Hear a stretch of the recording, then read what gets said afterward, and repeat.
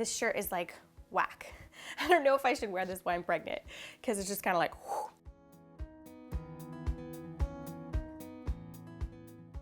All right, so today I'm gonna do a pregnancy update.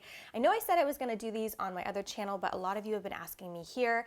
And so today I'm going to tell you guys what I'm having. And also I'm just gonna give you guys a little update on my pregnancy. So first and foremost, I did wanna let you guys know that I was able to switch my health insurance over. If you watched my last video, you know I was having a little bit of drama. And a lot of you guys were kind of confused about that. Healthcare insurance kind of changed overall as a result of the Affordable Health Care Act. So basically, it's kind of like, I'm not gonna go into that, but anyway, we got dropped from our PPO. And when I tried to call and sign up for another PPO, they were like, we don't offer PPOs anymore in California, which a PPO is essentially you can go to any doctor you want for the most part who takes your health insurance, so you don't have to be restricted. My OBGYN that I really wanted to go to, he's all the way in one part of, you know, where I live. It's like he's like 30 minutes away, and then there's like an ear, nose, and throat doctor I really like to go to that is over here where we live. And so you can kind of pick and choose your doctors. If you don't have a PPO, which they don't offer very many PPOs anymore, I think with everything going on, healthcare insurance companies are becoming finicky. We went with Kaiser, which Kaiser is a group of doctors. It's like a group of hospitals and a group of doctors, and you can go see the doctors that work for Kaiser only. You can't go and see any other doctors.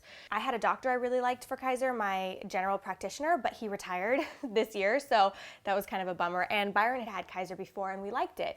This time around, you know, the way that it worked was the OBGYN was you would go there, and you would see a doctor, but you aren't guaranteed to necessarily see that doctor next time, and that's not really the guaranteed doctor that's gonna deliver your baby, and if you have an emergency, you're not really guaranteed to talk to that doctor.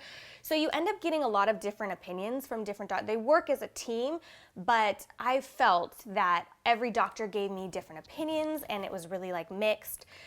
So I actually found the one PPO that they offer in California. They don't offer any other PPOs, and I decided to go with that PPO, and we have a time frame in which you can sign up for insurance, so I switched over.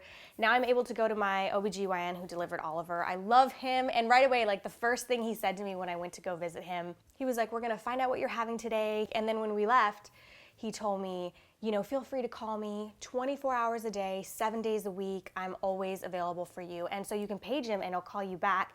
And it's just such good, if you do have an emergency or you're scared about something, you can get him on the phone. You get one source of information, which I really liked. And so I'm really happy about that. Okay, so what we're having. Okay, so we are having another boy. And I know like I've mentioned that I wanted a girl before in the past, but what's funny is I've always imagined being a mom of boys. So, I mean, I would have been totally 100% happy with either. Like that's what I said. I just would be happy with a boy or a girl. And, you know, I was kind of like looking at girls' clothes and, you know, just in case, because I didn't know. And this pregnancy did feel a little bit different. So I was kind of wondering like maybe, you know, maybe it's a girl this time, but no, we're having another boy.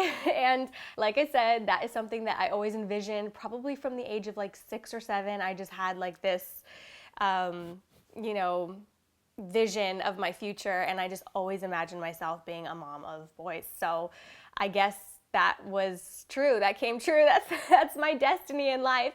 So yeah, I am totally thrilled. I'm excited for all that stuff, and we'll see what, you know, that brings, what this little guy is like. But yeah, so yeah, we're having another boy. For those of you who were kind of hoping I was having a girl, hopefully you're not too disappointed, but I think it's gonna be really fun and exciting, and Oliver will be a good big brother, and you know, he'll have a little brother and all that jazz. So quick update on a few of my symptoms. Definitely been really out of breath, as you can probably tell in this video. I'm like, just really exhausted. I mean, I take naps probably every day. For the first several months, it was really hard for me, to be honest, to even get out of bed, which I hate. That's the one thing I struggle with in pregnancy, because I'm, not that I'm not the type of person who will never take a nap in the day, but I don't like feeling like I'm sick and I need to be in bed all the time, and I have a lot of stuff that I want to get done and do, and I'm still working, and so, you know, it's not fun to want to be in bed all day and be nauseous. The nausea has kind of subsided pretty much. I still get it on and off, and I get, you know, waves of being really tired. But a few symptoms that I've gotten this time that I didn't have last time was I get really faint. And if I don't eat properly every few hours, I do feel like I'm gonna faint. And I talked to my doctor about that, and he's just, said make sure that you're eating regularly, drinking lots of water, not standing for long periods of time, things like that. So that I also woke up the other day and it's on this side of my hair, I had a bald spot, just like a bald spot of hair. So I went to the dermatologist and she checked it out, and then I asked my OBGYN. They're just like, it's just the hormones from being pregnant. I'm like, great, awesome. I definitely am getting, little bumps under my skin, little breakouts kind of everywhere, to be honest. And I don't usually struggle with that. My skin is generally pretty responsive, and I use, a combination of different skincare.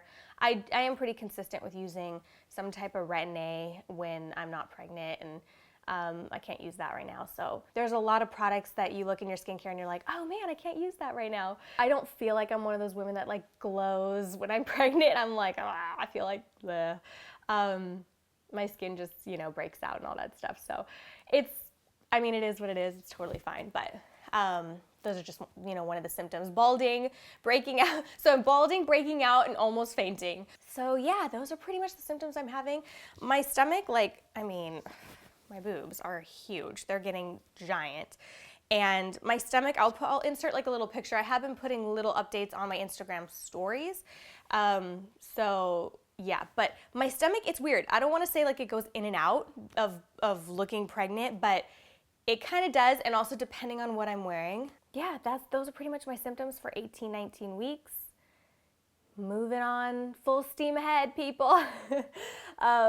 Yeah, so I'm trying to upload as consistently as possible while still having, a few symptoms here and there. Yeah, so that completes this video. Wanted to let you guys know and keep you guys updated. So I will see you guys very soon. Thanks so much for watching. Bye.